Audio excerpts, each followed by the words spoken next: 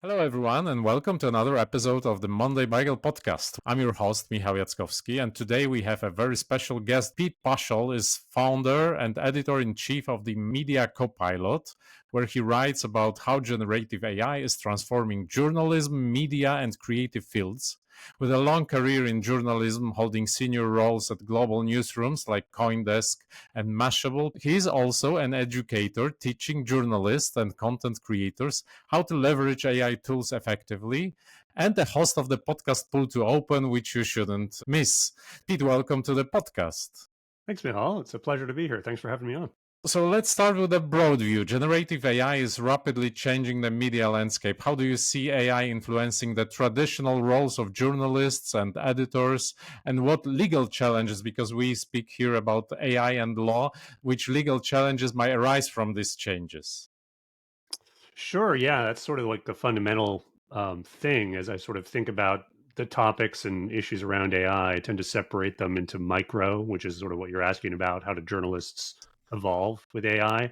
And then that sort of leads to the macro issues, which are being dealt with now, which obviously intersect a lot with the legalities and copyright and what have you. So a regular journalist, if you think about the role a few years ago, it's you write your stories. You generally do a lot of your own work with regard to promoting those stories. A lot of the research is done very manually. It's your own network and maybe people you sort of go to with colleagues and PR folks that reach out to you. And now with AI, for those that embrace it, you actually can have a lot of assistance on each of those things and do certain things even at a certain scale that you couldn't before. And if it's done ideally, again, there's a lot of non-ideal cases out there, but if it's done ideally, it does free you up for that central thing that all journalists want to do, which is tell more stories, write more stuff, call more sources and get more original information. So as a research buddy, right, like I sort of separate the journalism creation experience into sort of three areas. One, there's like the story seeding, the story idea phase. There's the story production phase, and then there's the story promotion phase. So it's kind of like AI assists in all of those. As a research buddy, one, you can rapidly find sources much faster than you could before. AI, there's no actual ideal tool for this. I think it's actually a really good opportunity for someone, but sort of the way to, but AI is still good at finding sources in your field that you might not be familiar with, particularly if you're just starting out in a beat, and places to find data, and even bouncing story ideas off an AI. Or getting them to help generate them for you. Super useful, can speed up a lot of processes, and also just ensure things aren't missed. In the story production phase, this is where it gets really dicey in terms of the application of AI. So I think today most journalists are skeptical because of some of the experiments that were done with AI actually writing stories early on in the current phase of generative AI. So here I'm just going to sort of say, like, there are some use cases where I wouldn't say never use it, but generally it's very dicey, and we can get into that if you like later. But then in the story post story done phase, there is so much Gen AI can do, like obviously proofreading, to a large extent copy editing, which is a little more in depth and sort of asking questions about the story and filling in gaps. But then one of the things I always say is, like, for the last 15 years, journalists have needed, and editors have needed to be, in a sense, content marketers for their own work. You got to do your tweets, you got to do your LinkedIn post, you got to do your SEO headlines and your meta descriptions and all this stuff. Got to find an image if it's an abstract story about something. You need some image because that's how feeds work. You need an image in the feed. So all of that now, again, AI is not perfect, but it can do a great chunk of that first draft work on all of that, and stuff that would have taken you 20 minutes, a half hour, now takes you like 5 minutes. So again, all of this, if properly applied, correctly, sort of like gets you back to doing what you want to do, which is write stories. So that's a big way of how it's affecting the actual production of it. And now, like, I think you probably wanted me to lead to, like, well, what about the way AI intersects with how people consume stories and how platforms ingest them, which leads to all kinds of legally dicey issues, right? So this is a huge concern. First, in that process, you usually have information that you're feeding to an AI about your story. And you kind of have to obviously wonder, and you need to work this out with your process and your newsroom. Well, how do I do that in a private way? How do I do that safely? How do I do that to make sure what I'm telling this AI isn't just thrown into some pile of training data? So Hmm. privacy, using APIs, using AI in a way that doesn't happen, that's kind of a default right away. And if your newsroom doesn't have a policy around this, and a lot of them do, and often it's really draconian, it's like just don't use it. But you need a policy that just sort of makes sure that privacy is preserved. Now, then there is sort of the big picture issue of, for AI to be truly useful, it needs really good information. And up until recently, there's was kind of a de facto standard of like, oh, we can just hoover up the web. It's all publicly available, because that was done for search. But that was a very specific use case. That was like, okay, you were indexing the web. And yes, there are certainly some very landmark legal cases, the Google Books one most notably, which I'm sure you've Hmm. talked about before, Yeah. that have enabled, or rather, not really enabled, but emboldened tech companies to take the stance that publicly available means I can use it. Well, the arc of history, and again, I should qualify all of this, like I'm not a lawyer, but certainly the arc of sentiment and public sentiment around this harvesting of data and then using it in a way that does not uh, directly benefit the originator of that data is now sort of arcing towards there. We kind of need a new system here, whether it's economic, whether it's legal, whether it's a combination of the two, and it probably will be. There needs to be some new system architected where the content creators are still incentivized to do this, because the old currency in that system, in the old system, which was essentially traffic, like we'll index your stuff, you get traffic, everybody wins. Well, now that agreement's broken, so we need something new. So this is the question about the threats I would like to go deeper with. So with AI generated content becoming more common, how should media organization and journalists approach issues of copyrights and IP? You mentioned that a new system is required. How should we approach it right now? Yeah, there's a lot of aspects to it, but I'm going to zero in on the sort of center use case I mentioned, which is writing stories, because you touched on IP, and I think that's a really important thing to think about.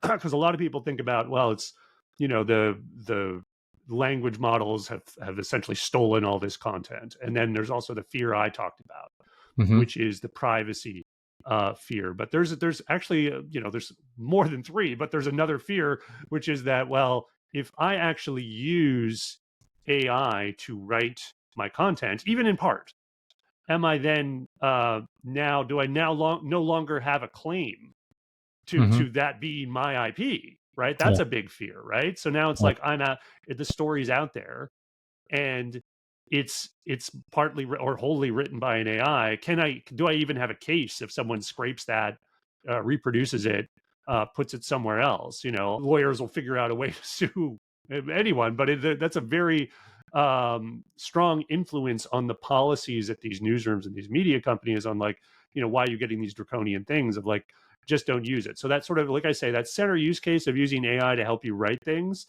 Again, it's very possible. I sometimes use it that way. I'll be honest with you. Like, I don't use it to write my newsletter, but there are ways to use AI in a way that it's not just doing it for you. You have to have a whole process attached to it, but it can really enhance your productivity for some types of writing, right?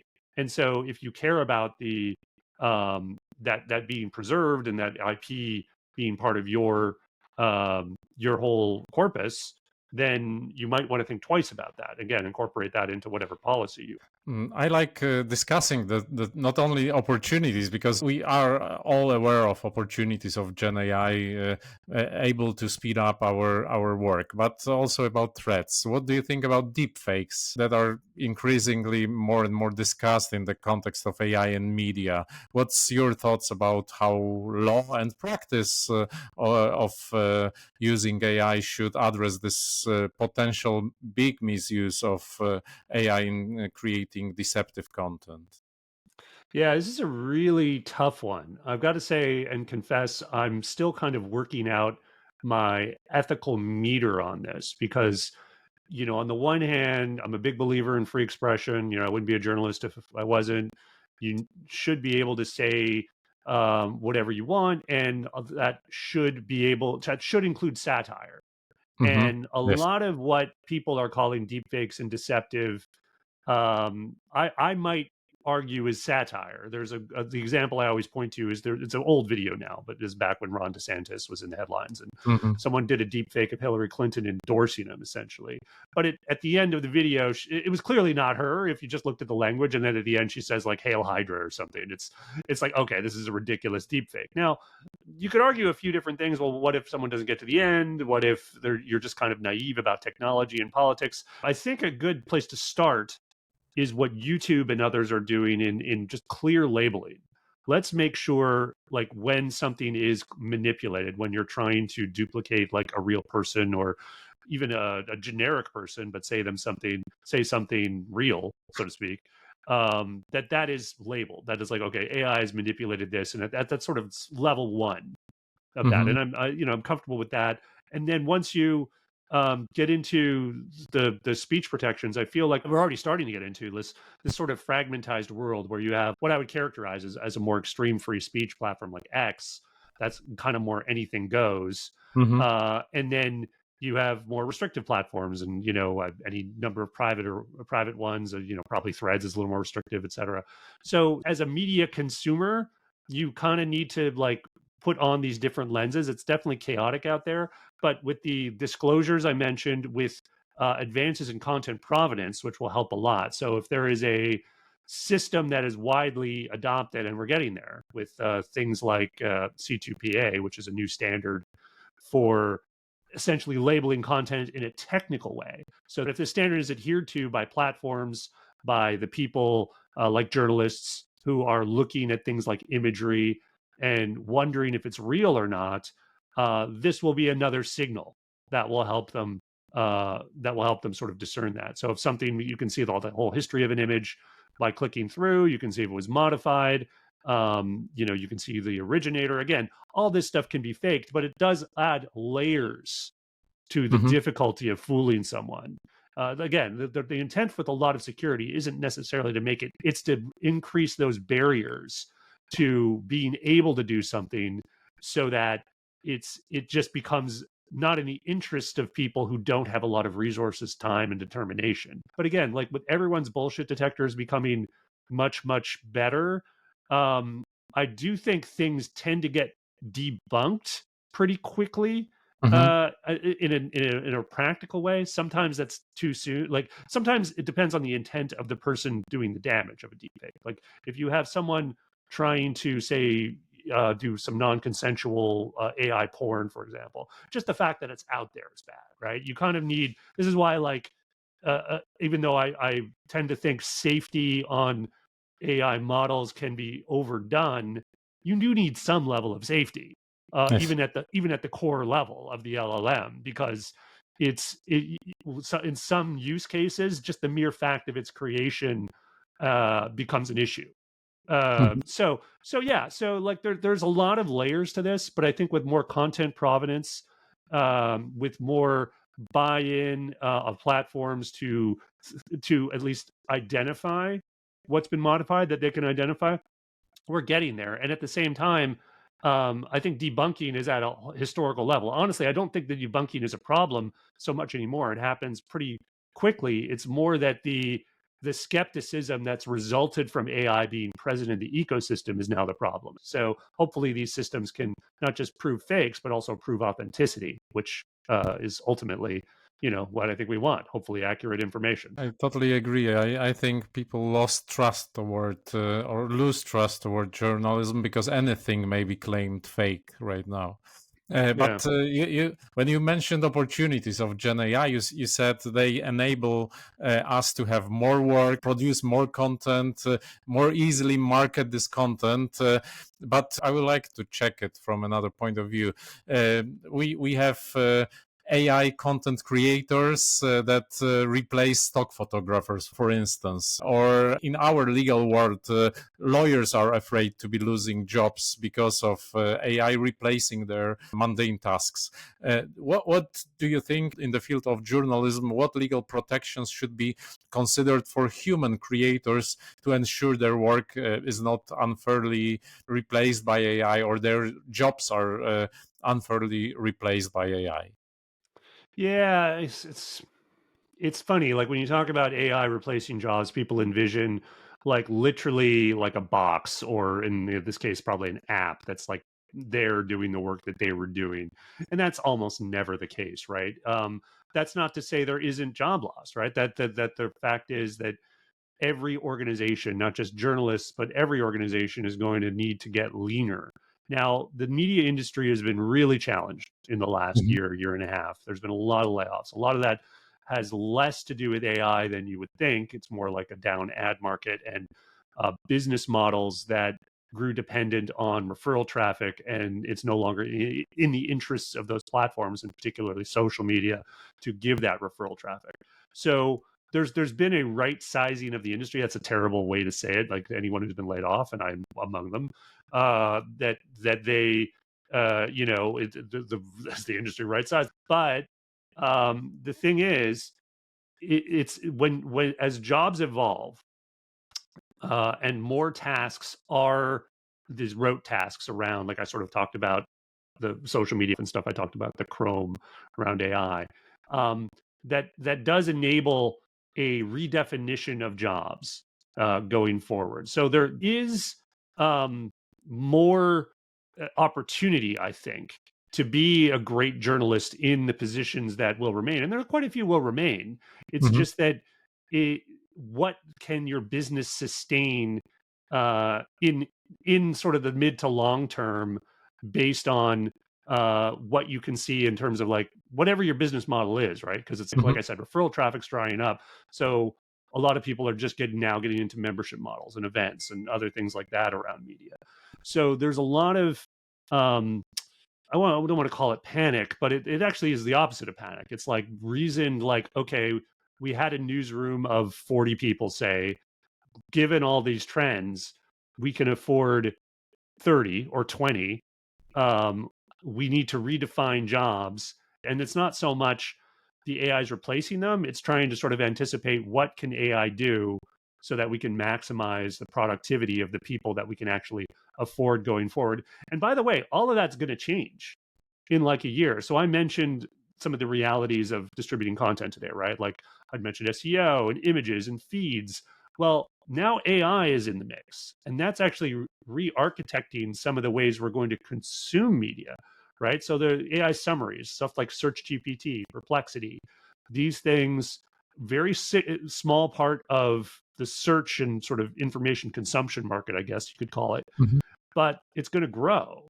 And as these new ways to consume media emerge, with AI either summarizing or pointing you to the sources that you want when you request information, Mhm. um, we don't even know what that looks like. We're just figuring out that business model right now. OpenAI is making these deals.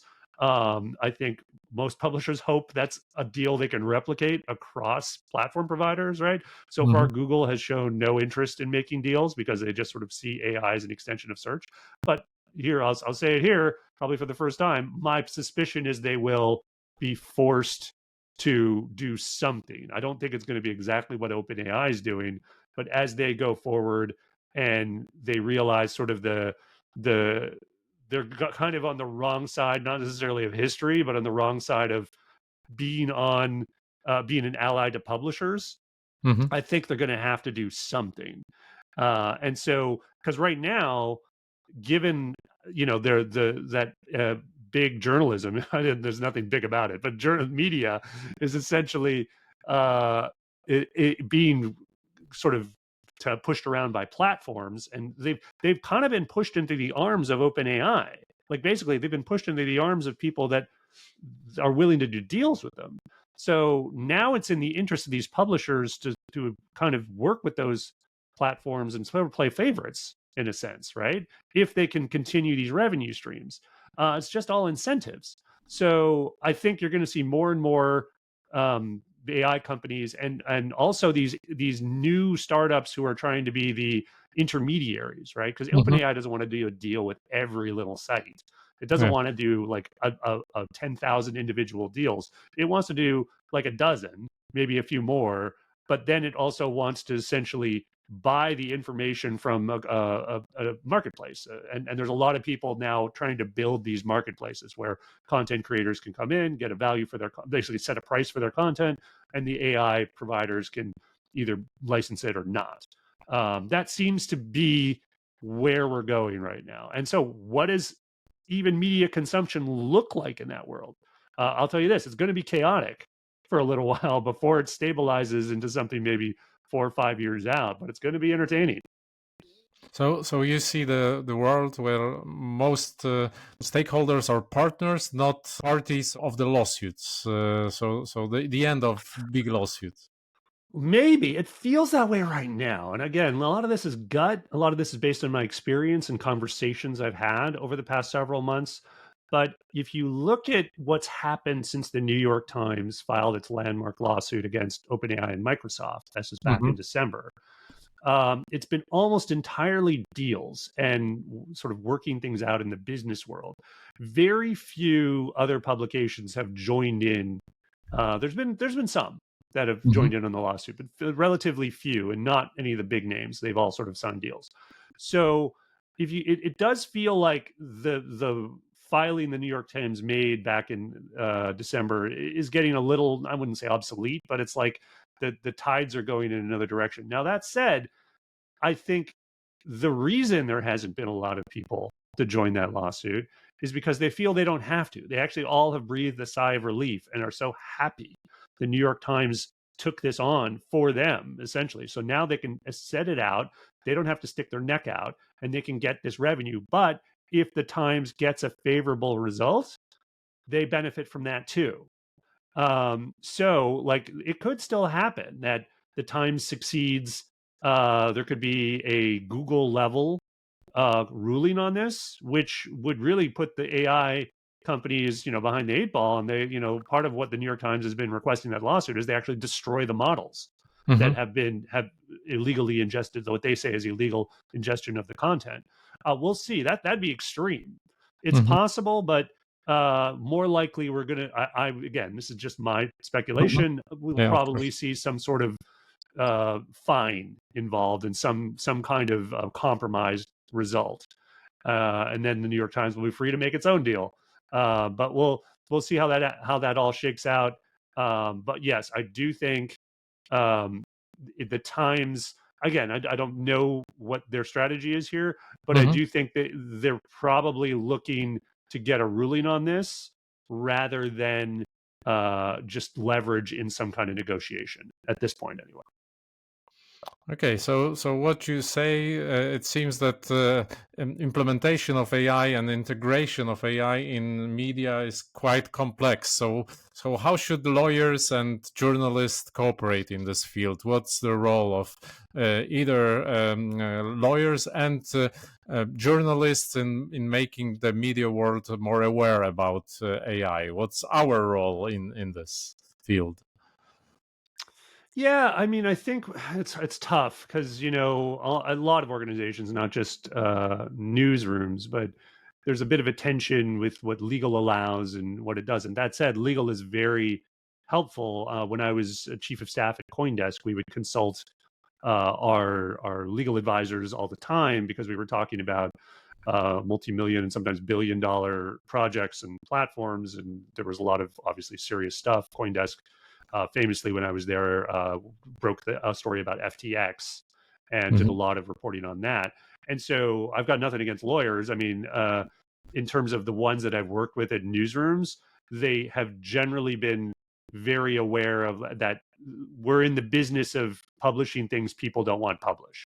They understand that and Hmm. they want to enable us to do that in the safest way possible. So when you factor AI into this, there comes basically the other thing that gets factored in is liability um, exposure. And there's it's we're kind of at a point where we don't really know quite what the end result of that'll be. Now, a lot of these companies have essentially thrown out some indemnification and have said like, okay, you know what, you can use our stuff and we'll cover your legal costs. I actually don't know of too many cases where that's actually been activated, but it's something they can take into account. But I don't think it's the thing that you would necessarily rely on, because if that company's sued out of existence, they're not going to be helping you so much, right? So I think, you know, again, you got to sort of see where the winds on this are blowing.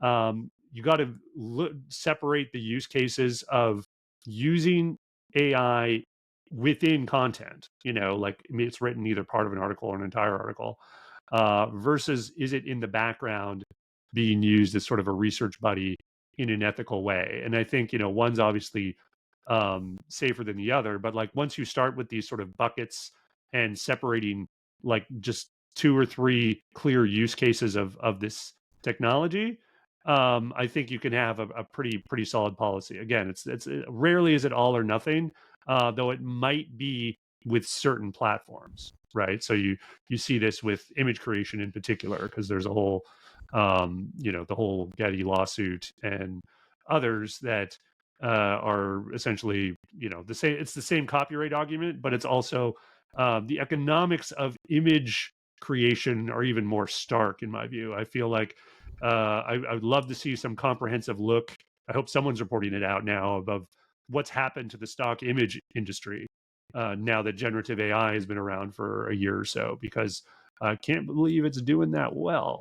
Um, that said, maybe that's just progress. I don't know. I mean, I'm not the ultimate arbiter on this, but I kind of think we do probably need a certain amount of real stock imagery, non-generative imagery, Mhm. flowing into the system over time. And how do we incentivize that? Still TBD, I think. Last short question. Are journalists aware of AI opportunities and threats related to Um, media and the use of AI in the media? I think many are, much more than they used to be. I like to think I play a little bit of a role there in doing my newsletter, the Media Copilot, and the classes that I teach regularly. I do find that some people, if you're willing to take my class, you're probably already been convinced to somewhat drop a little bit of your skepticism. But Mhm. I also understand there is a lot of skepticism out there, and I think it has to do with what we sort of alluded to earlier, which is the existential threat. Oh my God, this thing's going to replace me. No, it's not. If you're a good journalist, it's not. And I'll say this, you know, this might be a little spicy take. There's been a lot of bad journalism out there because of the incentives of social media in particular over the past 10 years. The absolute worst piece of journalism that I see out there, and I've honestly participated in myself at times in my career, is the Twitter Reacts story. It's like literally you just picking some cherry picking tweets that you think are the cleverest about something that happened and just doing a story around that. That's horrible. I think that's not journalism. I think that's a role for an AI from now on, to the extent that anyone cares, right? Of those type of posts. So if that's your career, you're done. But if you are a good journalist, if you actually call sources, if you try to put things together in novel ways and have scoops or scoops of insight, you're going to do great. That stuff is going to be more valuable than ever going forward. Those atoms of real journalism, that's kind of what I call them, when it's like new Mhm. facts, new insights, new perspectives from sources that matter. If you can get those, put those together, and put them out in the world on a regular basis. And again, I'm not saying that journalism is just going to be about like putting atoms of journalism out going forward. I do think storytelling is going to be much the same 5 years from now as it is today. But if you can do that, you're going to be able to do more and more of that with AI taking on like some of the research, certainly the distribution, and maybe even being a bit of a writing buddy once we get some of this copyright stuff figured out. And it's a great summary of our discussion. Thank you so much for sharing your expertise. And for our listeners, if you want to dive deeper into Pete's work, check out the Media Copilot and his podcast, Pull to Open. And of course, don't forget to subscribe to Monday BAIgel for more conversations about AI and law. Thank you.